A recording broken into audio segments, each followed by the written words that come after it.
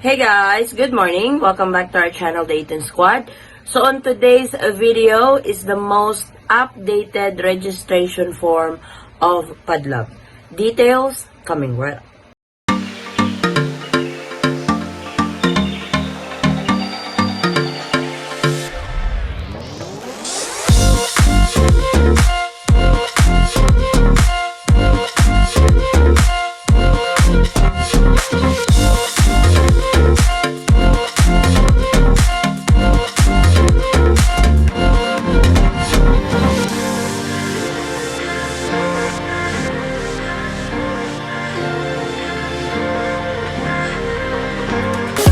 So several months ago, I have created a tutorial with PADLAB on how to fill it out.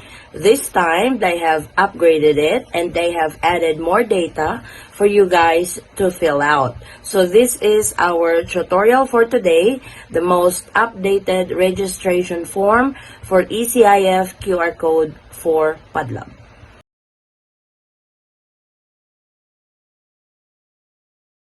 So to start, Google PADLAB ECIF registration and you will be redirected to the link that you need to click that one. So this is the new registration form for PADLAB.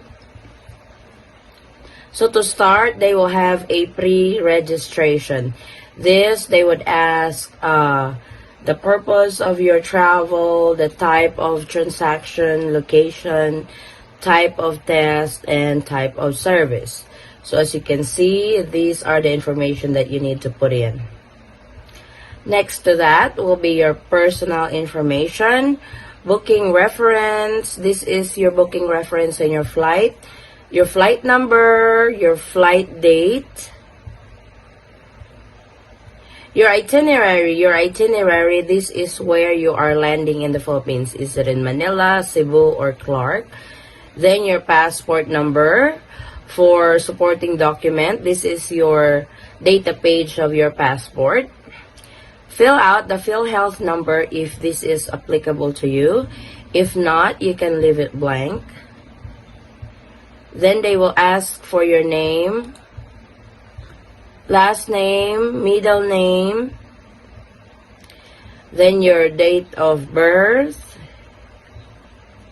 It should automatically input your age, then gender, civil status, and your nationality.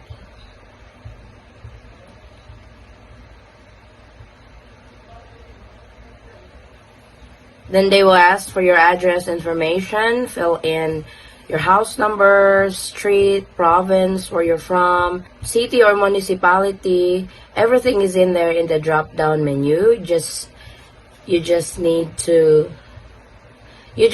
click the correct information where you're from. Then the email, this is important. Make sure to put an active and accessible email because this is where they are going to send the result of your swab test. Then home number and cell phone number.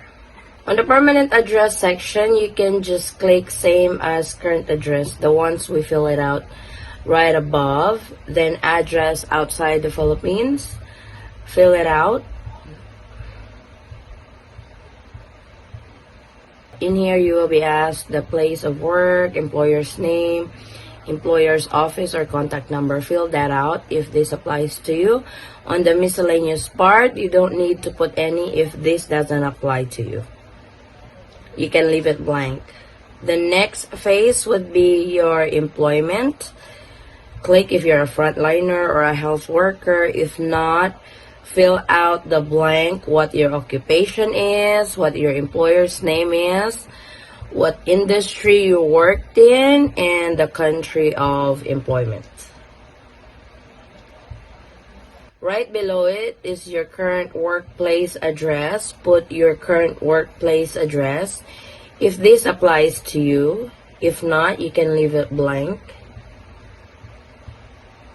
Next phase would be the travel history. You will be asked question if you have history of travel or work in other countries with known COVID-19 transmission in 14 days. Check if you have and uncheck if you don't. But if in case you check if you had, you need to fill out those information, as well as the second question. If you check yes, you have to input additional information of this travel, but if not, you can just check no. Then what's the purpose of your travel? For returning overseas Filipinos, you would put returning resident on this part. Then on the next phase will be the contact tracing. List the names of the persons who were with you 2 days prior to onset of illness until this date and their contact numbers. So this is if when you are showing symptoms and stuff, and who are the people that are with you during this time. You need to be honest filling this out, but if this doesn't apply to you, you can proceed to the next section. Next will be the consultation and admission information. So there will be questions here. Did you have previous COVID-19 related consultation? If yes, check yes. If no, check no. Like I said, if you check yes, they will ask for additional information. Then the special population, what category you belong.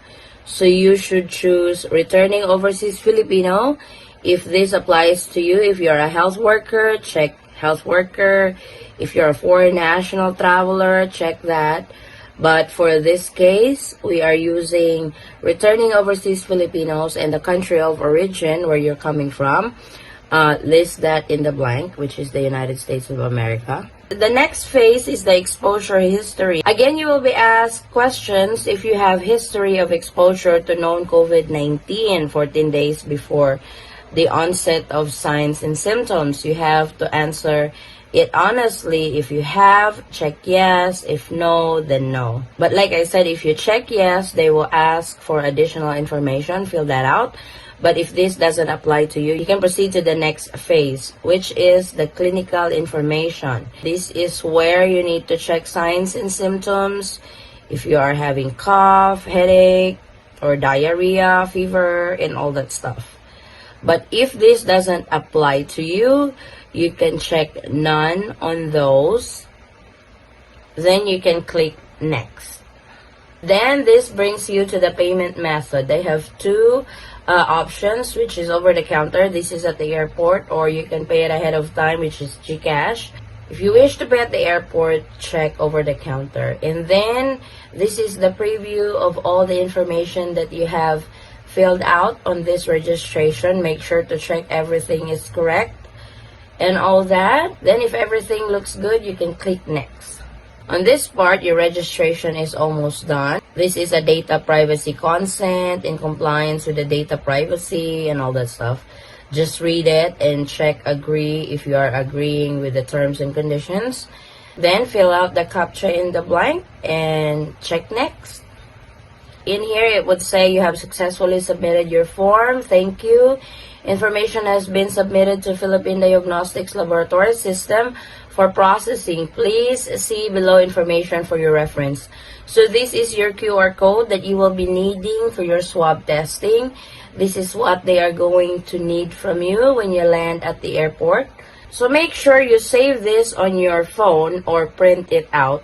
That way it comes handy when they need it at the airport. So that's how you fill out the new registration form for ECIF QR code for PADLAB. So for PADLAB, these are passengers that are landing on Terminal 1 and Terminal 3.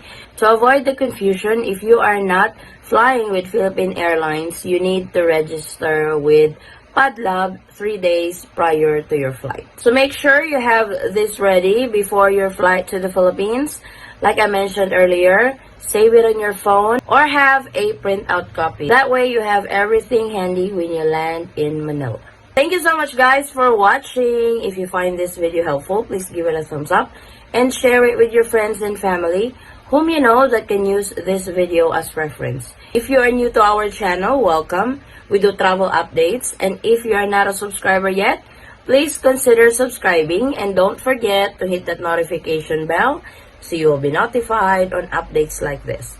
And to our subscribers and new subscribers, thank you so much for the continued support and trust to our channel, the Ethan Squad. I hope to see you guys in our next travel update. Stay safe, stay healthy, and God bless everyone. Bye.